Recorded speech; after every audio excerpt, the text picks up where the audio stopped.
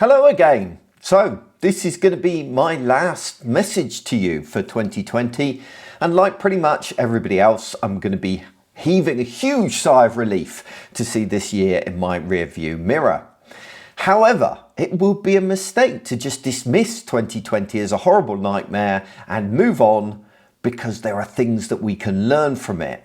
We can learn from what we've been through, from the pandemic to the polarizing politics. Now, to be honest, as a sector, we've got away fairly lightly, haven't we, in 2020? In fact, many of us have been busier than we've ever been before. However, that doesn't mean we can't learn from our experiences and from what we've seen other people go through. So, in this message, I want to share with you 4 lessons I'm taking away from 2020, starting with how important it is to be prepared. 2020 has made it very clear that things can change rapidly and that we need to be prepared for a variety of worst-case scenarios. Now, this is particularly true if you run your own agency or freelance business.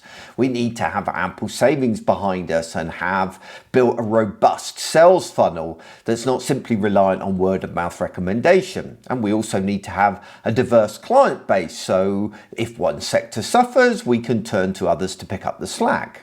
However, being prepared is also important if you work in-house too. Job security is largely a thing of the past these days, which means that we need to be networking with potential employers and ensuring our CV is up to date and making sure that we've got a personal financial buffer.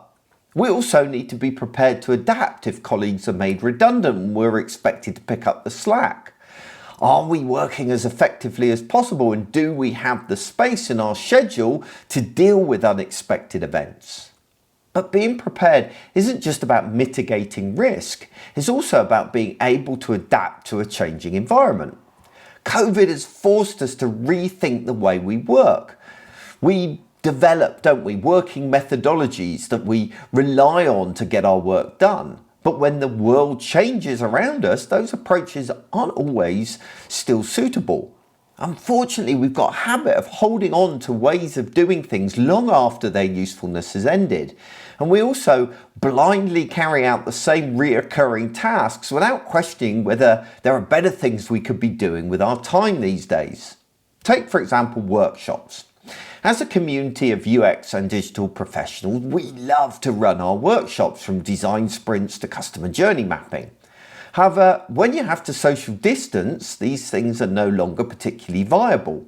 Unfortunately, I've seen many people get hung up on the idea of running workshops, desperate to keep going with them, even when these restrictions are in place. And we end up trying to recreate the workshop using things like Miro and Zoom. But remote workshops just don't work as well.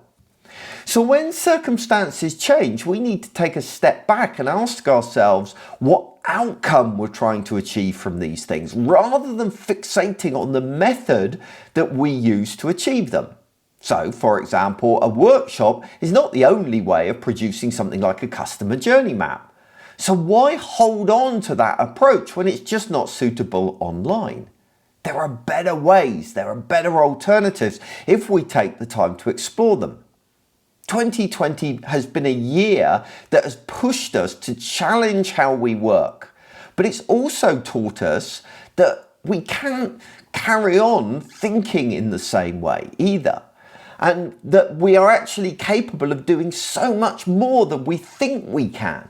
I'm gobsmacked at how fast humanity can act when it's under threat. Vaccines that normally take a decade to produce have been produced in under a year. Hospitals have been built within a matter of days, and organisations around the world have adapted to the demands of social distancing while still carrying on with business as usual. I've seen organisations that swore that remote working would never work for them, and yet they've moved to it without a hitch in a few days. I've also seen businesses that worked entirely offline beforehand transition their products and their services to digital delivery in a matter of weeks. The lesson here is that we can achieve more than we think we can if we're willing to give it a go. But too often we're defeated by our own pessimism and belief that something is impossible in our circumstances. Hopefully we can learn from this experience and turn 2021 into a year of experimentation that will allow us to try out new ideas that previously we might not have considered, even if only on a limited basis. You see, I don't believe this pandemic can only be seen in negative terms. It has provided us with opportunities too. Let's face it, digital has become more important than ever before, and delivering an outstanding online experience has become crucial to success for many businesses over this time. So it's now our job to maintain this profile and keep that momentum going. It falls to us to ensure our colleagues and our clients don't fall back into their old ways of working, but instead maintain the adaptability and focus on digital that has defined 2020. But more than that, we've seen lots of examples of companies turning this pandemic into an opportunity to pivot their business and adapt to changes.